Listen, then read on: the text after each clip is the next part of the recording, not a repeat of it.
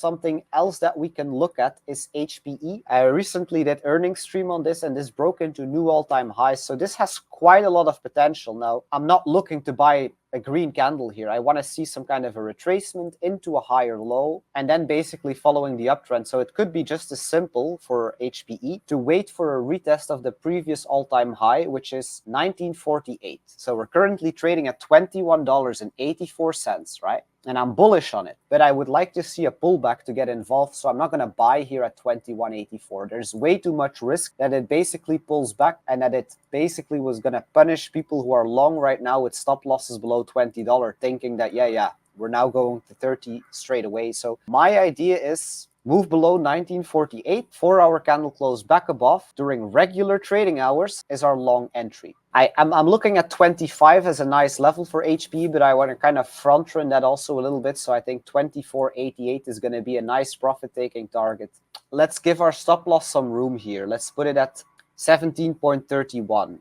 And let's aim for 24.88 as a first target. And I honestly, man, if that hits 24.88, we close 75% of our position and the rest can really just run. I don't particularly have a target for this in mind. It's new all-time high, so that's basically a free runner. Let's see. So applying fibs to see where that is probably heading to. Let's say 1618 and then the 1272. Like this has a lot of potential, right? The 1272. So the first target there would be 2531, but we want to front run that. So we're taking our profits at 24.88. And I mean, honestly speaking, for the runner, we can target really high and aim for 35. It's simple.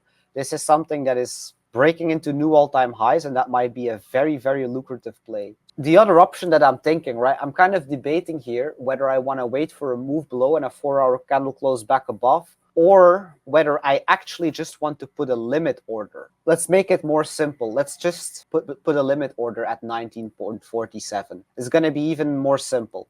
1948 is our entry. Just with a limit order, we're now trading way higher, right? So we're looking to get picked up in a limit order when price draws down. Stop loss below 17.3. And then as I said, target 1, 24.88, if I recall correctly, right? 24.88, that looks good. That's a 2 to 5 risk to reward. And then we can head for 35 on our runner. Now, let's see.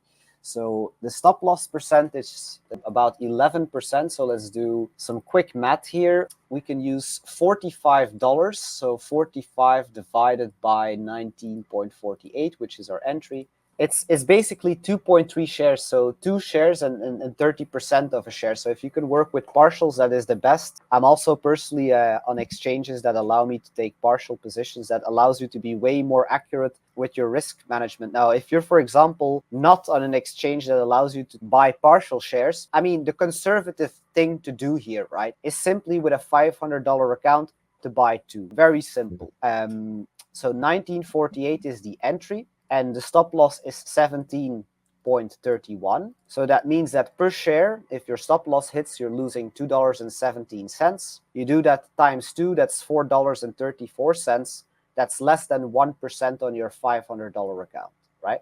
Because you got to think, imagine if you put in your $500 and you stop out, now all of a sudden you're losing 11%. That means you're losing $55. That's not terribly much money or anything. It's not the end of the world, but just for the purpose of that account, it's going to be very difficult to recover from that. That's just the honesty. Like if you start with a $500 account and you're down $55, it's going to be difficult to recover from that. Not impossible, but the chances are that you're going to do basically higher risk plays and so on to kind of make it back. And we want to avoid the possibility of that. So let's be very, very simple. HPE, let's put an order at 1948. So we're not even looking at additional candlestick confirmations. This is going to be simple as can be. Would it be safe to say for somebody who's taking your coaching strategy and knows how to do it? Would it be safe to say that the safer entry would be to wait for the 4-hour close? Yes. Okay.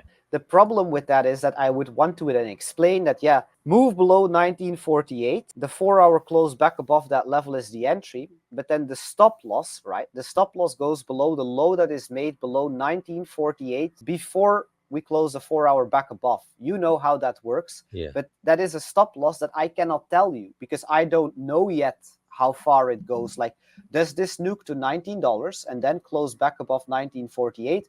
Perfect. We put our stop loss at $19. But say it goes to 18.5 and then closes back above 19.48. Well, then our stop loss goes on 18.5. And according to where that stop loss is, the risk management is going to be a bit different, at least the position sizing. And just for this $500 follow along, it's going to be simpler for people to follow along if they have an entry and a fixed stop loss. But absolutely, Doug, like people who would follow my coaching strategy would get something. He said, I'm just going to be honest, you'll get a better risk reward and a safer trade out of this. And that requires joining my coaching. But this in and of itself, what we're already doing here, essentially for free, right, is already very, very decent trading. It's very likely to going to work out as well. So it's not that I'm giving here a B tier solution. No, it's also a very decent solution. No, I love that you mentioned that about the 4 hour candle close, how it's necessary to understand the whole strategy in order to do that. So it does make more sense just to do it the simpler way. People who are following my coaching, they should and they will understand how that works. And the results might be, a bit better. Doing it this way with a fixed order and a fixed stop loss, if we know how much we're going to allocate, nothing bad can happen to us. Nothing. Right. Again, we're not going to be down $55 on a $500 account ever. At least not because of one trade going wrong.